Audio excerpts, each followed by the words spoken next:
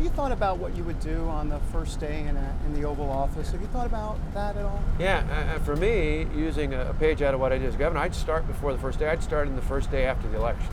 I did that as governor. As president-elect, I'd start by reaching out to our congressional leaders. I'd reach out to people like Prime Minister Netanyahu and other world leaders, our allies.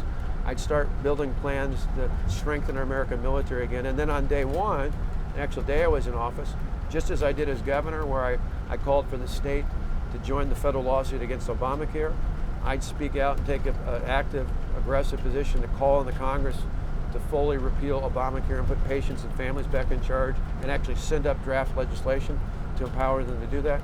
I'd pull back on day one on the bad Iran deal we just talked about. And I, going forward, would make sure that we pulled back on so many of the other bad regulations under this president. I've said this before, but you'll appreciate this. I said I do all that, but on that first day and every day thereafter, I begin ultimately by thanking God for His grace and ask for His continued blessings on this country.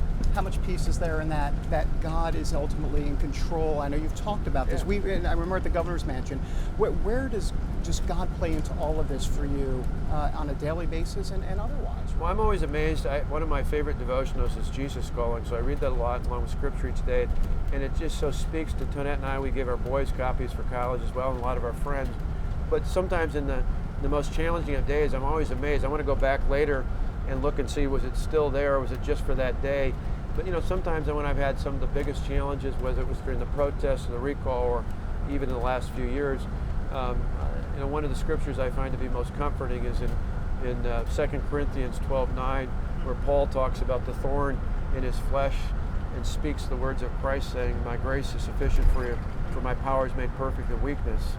And it's just such a powerful reminder that no matter how challenging times are, His grace is more than sufficient. It's why every time I've had a victory speech, I've started out by thanking God for His grace, because win or lose, it's more than sufficient for any of us.